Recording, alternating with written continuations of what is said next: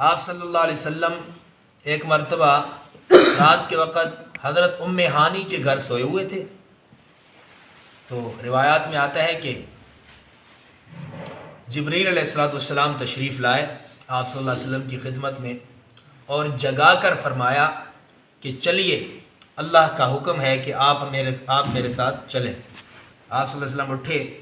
حضرت جبریل علیہ السلام نے آپ صلی اللہ علیہ وسلم کو ساتھ لیا تو ایک سفید رنگ کی سواری حضرت جبریل علیہ السلام کے پاس تھی. روایتوں میں اس کا نام براق آتا ہے. براق. آپ صلی اللہ علیہ وسلم جب یہ واقعہ سنایا تو اس سواری کا نام براق لیا. براق برق سے ہے. برق عربی زبان میں بجلی کو کہتے ہیں. تو کتابوں میں لکھا ہے کہ وہ سواری اتنی تیز رفتار تھی کہ جہاں تک آدمی کی نظر جاتی تھی وہاں اس سواری کا پاؤں پڑتا تھا زمین کے اوپر، اس لیے اس کو براق کہتے ہیں. آپ صلی اللہ علیہ وسلم کو براق پر سوار کر کے مسجد حرام سے مسجد اقصیٰ تک لائے. مسجد حرام کیوں کہا؟ ابھی میں بتا چکا ہوں کہ حضرت ام ہانی کے گھر آپ صلی اللہ علیہ وسلم آرام فرما رہے تھے. تو علماء بعض فرماتے ہیں کہ جہاں جہاں تک حرم کی حدود ہیں وہاں تک مسجد حرام بھی ہے.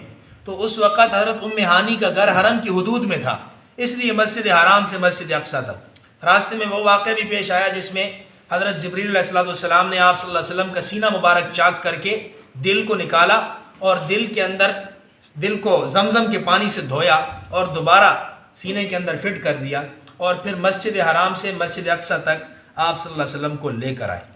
مسجد اقصیٰ یہ فلسطین کے اندر واقع ہے. مسجد اس کو بیت المقدس کہتے ہیں، عموماً بیت المقدس کے نام سے یہ مشہور ہے. مسجد اقصیٰ وہاں پر آئے تو حضرت ابن کثیر ایک بہت بڑے مفسر ہیں، انہوں نے واقعہ لکھا ہے کہ مسجد اقصیٰ کے اندر جب آپ صلی اللہ علیہ وسلم پہنچے تو وہاں پر حضرت جبریل علیہ السلام نے آسمان سے آئی ہوئی ایک سیڑھی کو سیدھا کیا. وہ سیڑھی کیسی تھی، اس کی شکل کیسی تھی، وہ اس پہ چڑھنے کا طریقہ کیا تھا، ایسی کوئی تفصیل کتابوں میں نہیں ملتی. بس یہ ہے کہ ایک سیڑھی تھی.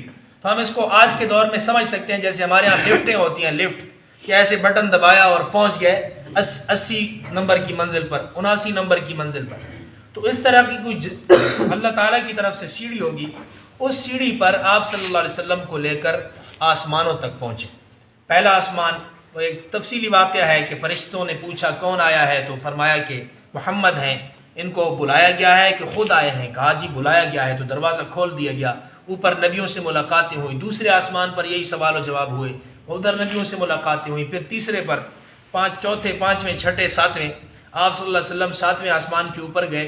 تو پھر اس سے بھی اوپر آپ صلی اللہ علیہ وسلم کا سفر شروع ہوا حضرت جبریل علیہ السلام کے ساتھ. تو سدرۃ المنتہا تک پہنچے. سدرۃ المنتہا بیری کا ایک درخت ہے، اس کے اوپر وہ اللہ تعالیٰ نے خاص رحمت کا اپنا درخت بنایا ہوا ہے. وہاں تک پہنچے تو روایتوں میں لکھا ہے کہ حضرت جبریل علیہ السلام وہاں تک پہنچ کر رک گئے اور فرمایا کہ اب میں آگے نہیں جا سکتا، آگے کے سفر کے مراحل آپ کو اکیلے طے کرنے پڑیں گے. تو آپ صلی اللہ علیہ وسلم نے فرمایا کہ آپ میرے ساتھ کیوں نہیں آ رہے؟ حضرت جبریل علیہ السلام نے فرمایا کیونکہ اس سے آگے کے جو مراحل ہیں آج تک کوئی فرشتہ اس سے آگے نہیں جا سکا. اگر میں ایک بال کے برابر بھی اس سے آگے گیا تو میرے پر اللہ کی تجلیوں کی وجہ سے جل جائیں گے. آپ صلی اللہ علیہ وسلم نے اکیلا سفر کیا، اللہ تعالیٰ کے دربار تک پہنچے. تو سورۃ النجم کے اندر بھی اللہ تعالیٰ نے اس واقعے کو تفصیلت بیان فرمایا ہے، کچھ وضاحت وہاں بھی کی ہے. روایتوں میں آتا ہے کہ آپ صلی اللہ علیہ وسلم اللہ کے سامنے بیٹھ گئے. اللہ تعالیٰ نے اپنے سارے نور کے پردے ہٹا دیے اور اپنی زیارت کروائی اپنے نبی کو.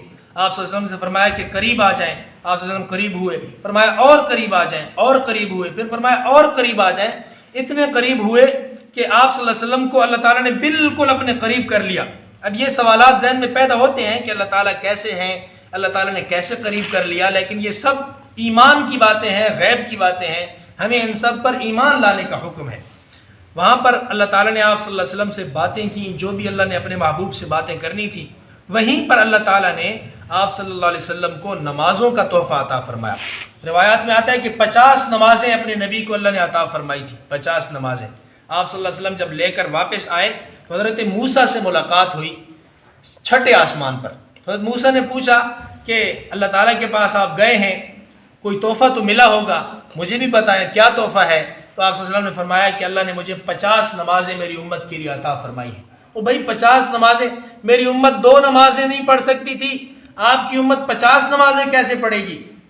میرا مشورہ مانے تو دوبارہ جائیں اللہ کے پاس اور اللہ سے گزارش کریں کہ نمازوں میں تھوڑی کمی کی جائے۔ تو آپ صلی اللہ علیہ وسلم حضرت موسیٰ کے کہنے پر دوبارہ تشریف لے گئے اور اللہ کے حضور درخواست کی کہ یا اللہ اگر تھوڑی سی رعایت دی جائے، میری امت کمزور ہے، نمازوں میں تھوڑی کمی کی جائے۔ اللہ تعالیٰ نے فرمایا کہ چلے 45 نمازیں کر لو، 5 نمازیں معاف ہیں۔ پھر واپس آئے، حضرت موسیٰ نے پھر اعتراض کیا کہ بھائی 45 نمازیں بھی تمہاری امت کے بس کی چیز نہیں ہے، میری امت 2 نمازیں نہیں پڑھ سکتی تھی، ان 2 نمازوں کے نہ پڑھنے کی وجہ سے عذاب کا شکار ہوئی، دوبارہ جائیں۔ آپ صلی اللہ علیہ وسلم دوبارہ گئے تو دوبارہ اللہ تعالیٰ نے 5 نمازیں کم کر دی، 40 نمازیں رہ گئی، دن کے اندر 40 نمازیں۔ پھر آئے، پھر موسیٰ علیہ السلام نے منت کی، پھر واپس گئے، پھر 5 نمازیں کم، بار بار آتے جاتے رہے، 5 نمازیں کم ہوتی رہیں، حتیٰ کہ 5 نمازیں رہ گئیں۔ اب موسیٰ علیہ السلام نے فرمایا نا، او بھائی جاؤ کم کرواؤ، میری امت 2 نہیں پڑھ سکتی، تمہاری 5 کیسے پڑھے گی؟ کیونکہ تمہارے زمانے میں تو لوگ کمزور ہو چکے ہوں گے۔ تو آپ صلی اللہ علیہ وسلم نے فرمایا کہ میں اتنی دفعہ اللہ کے پاس جا چکا ہوں، اب مجھے اللہ کے پاس جاتے ہوئے شرم آتی ہے، اس لیے 5 ہم پڑھ لیں گے، کوشش کریں گے۔ تو اللہ تعالیٰ نے پھر یہ حکم دے دیا کہ اے میرے نبی، تھیں تو 50 نمازیں، تم نے رعایت تو کروا لی، 5 نمازیں ہو گئیں، لیکن یاد رکھو تمہاری امت 5 نمازیں پڑھے گی، میں ثواب 50 نمازوں کا عطا کروں گا، کہ جیسے انہوں نے 50 نمازیں پڑھی۔ یہ نماز اللہ کا وہ تحفہ ہے دیا ہوا جو اللہ تعالیٰ نے اپنے محبوب کو اپنے پاس بلا کر عطا فرمایا۔ اس لیے فرماتے ہیں کہ نماز کے اندر ایک مومن کو سستی نہیں کرنی چاہیے۔ نماز کی سستی ایسی چیز ہے، نماز نہ پڑھنے والا ایسے ہے گویا وہ کفر میں داخل ہو گیا، ایمان اور کفر کا فرق ہی اس نے مٹا دیا جس نے نماز کو چھوڑ دیا۔ جو بھی حالت ہو، ہمیں نماز کا اہتمام کرنا چاہیے۔